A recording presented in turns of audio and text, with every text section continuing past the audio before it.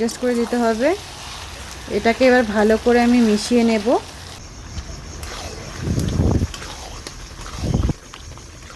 Hi friends, সকলকে জানাচ্ছি আমার চ্যানেলে অনেক অনেক স্বাগত এবং অনেক অনেক ভালোবাসা। আজকে আমি চলে এসেছি নতুন আরেকটি রেসিপি নিয়ে, আর সেটি হচ্ছে জলপাইয়ের আচার। এই সিজনে কিন্তু জলপাই অ্যাভেলেবেল, তাই আজকে আমি জলপাইয়ের আচার বানাচ্ছি। তোমরা চলো গোটা ভিডিওটা দেখতে থাকো। জলপাইয়ের আচার বানানোর জন্য আমি কিছু মশলা নিয়ে নিয়েছি। এখানে আমি 5 ফোড়ন রেখেছি গোটা জিরে, গোটা ধনে, শুকনো লঙ্কা, তেজপাতা নিয়েছি, কয়েকটা এলাচ রেখেছি, লবণ, হলুদ, সর্ষের তেল, ভিনিগার রেখেছি, চিনি, এদিকে আমি নিয়ে নিয়েছি গুড়, আর এখানে রেখেছি গোলমরিচ গুঁড়ো। জলপাইগুলো পরিষ্কার করে ধুয়ে নিয়েছি। তো চলো কিভাবে বানাই সেটাই তোমাদের দেখিয়ে দিই।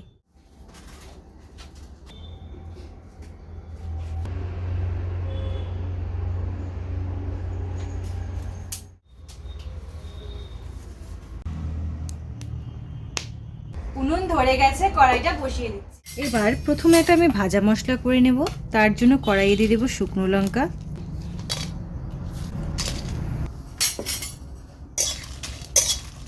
শুকনো লঙ্কাটাকে হালকা আগে গরম করে নেব।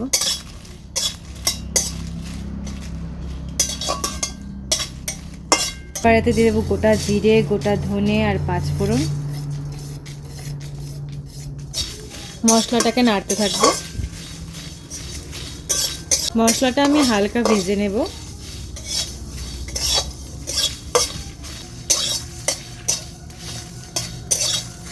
মশলাটা আমি হালকা ভেজে নিয়েছি। এবার আমি মশলাগুলোকে তুলে নেব।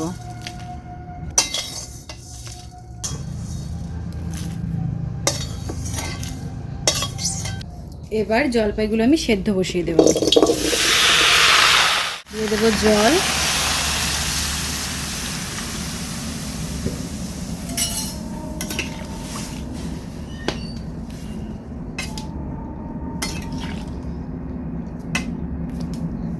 জলপাইগুলো সেদ্ধ হতে হতে মশলাটাকে আমি গুঁড়ো করে নেব। মশলাগুলো গুঁড়ো করে নেব।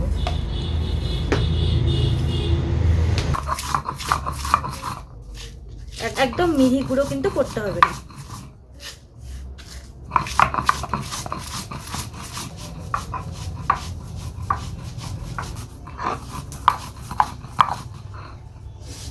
গুঁড়ো করা হয়ে গেছে। আমি কিন্তু একদম মিহি গুঁড়ো করিনি, একটু দানা দানা রেখেছি।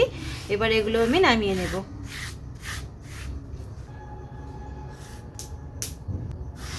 জলপাইগুলো কিন্তু ফুটতে শুরু করেছে, তো এগুলোকে আমি ভালো করে সেদ্ধ করে নেব।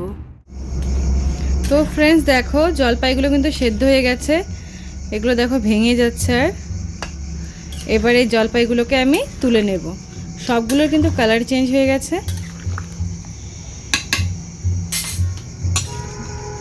জলপাইগুলোকে এবার আমি তুলে নিচ্ছি। জলপাইটা প্রচণ্ড গরম আছে ফ্রেন্ডস। এবার এটাকে আমি একটু ঠান্ডা করে নেব। জলপাইগুলোকে এভাবে আমি ভেঙে দিচ্ছি।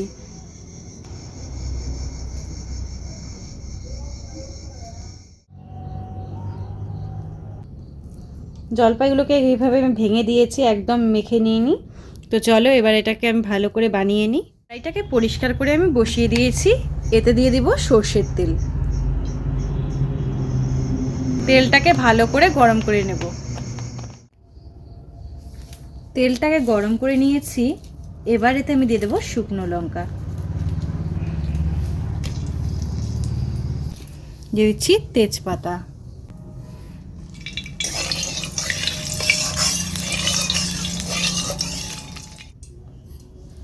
দিয়ে দেব এলাচ, 5 ফোড়ন। ফোড়নটাকে ভালো করে নেড়ে চেড়ে নেব।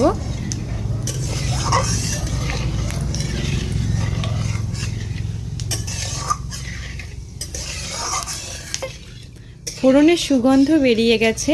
এবার এতে আমি জলপাইগুলো দিয়ে দেব।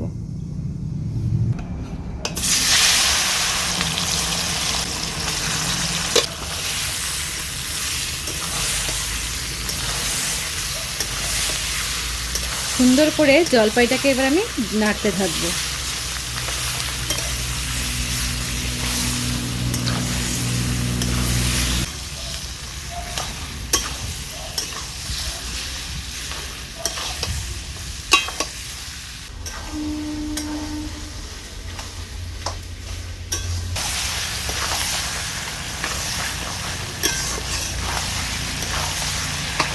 বেশ কিছুক্ষণ নাড়াচাড়া করে নিয়েছি।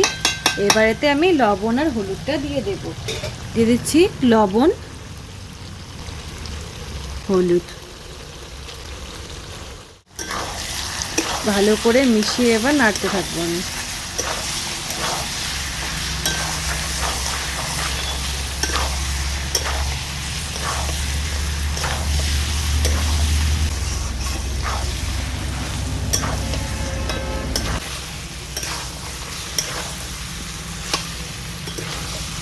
সেদ্ধ করার সময় জলপাইয়ে যে জলটা লেগেছিল ওই জলটাকে আমি ভালো করে শুকিয়ে নিচ্ছি, যাতে জলপাইয়ের গায়ে কোনো রকম জল না থাকে। তো এটা দেখো ভালো করে কিন্তু আমি ভাজাভাজি করে নিয়েছি জলপাইটাকে। এবার এতে আমি দিয়ে দেব গুড়, চিনি, গুড়, চিনি দুটাকেই অ্যাডজাস্ট করে দিতে হবে। এটাকে এবার ভালো করে আমি মিশিয়ে নেব।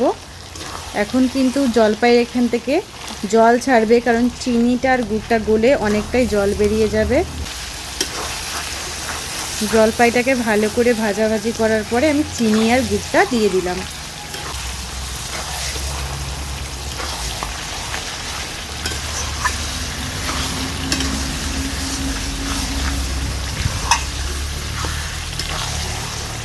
গুড় দেওয়ার সাথে সাথে দেখো জলপাইয়ের আচারে কিন্তু খুব সুন্দর একটা কালার চলে এসেছে। এবার এটাকে আমি বেশ ভালো করে মিশিয়ে নেব। এবার এটাকে আমি বেশ ভালো করে জাল করে নেব।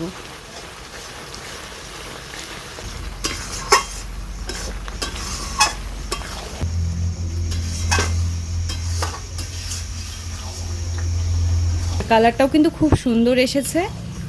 এবার এতে আমি দিয়ে দেব গোলমরিচ গুঁড়ো, দিয়ে দিচ্ছি গোলমরিচ গুঁড়ো, ভালো করে মিশিয়ে নেব।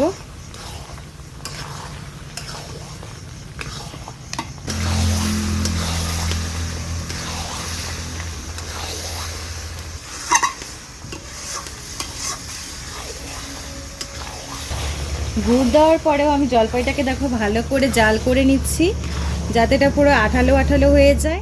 ফ্রেন্ডস, এটা জাল করতে করতে দেখো আঠালো হয়ে গেছে আর এটার কালারটাও চেঞ্জ হয়ে গেছে। এবার এতে আমি দিয়ে দেব যে ভাজা মশলাটা করে রেখেছিলাম সেই মশলাটা।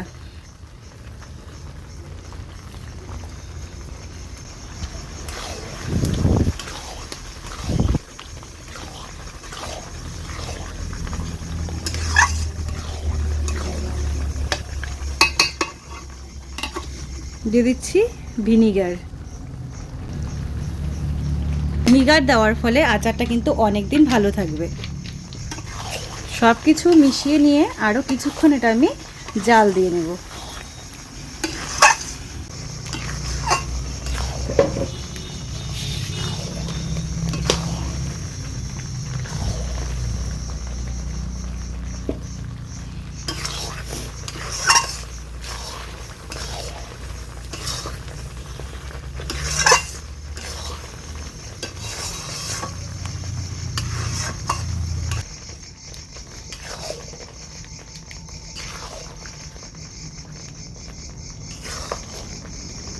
আচারটা দেখতে কিন্তু খুব সুন্দর হয়েছে। এবার এটা আমি নামিয়ে নেব।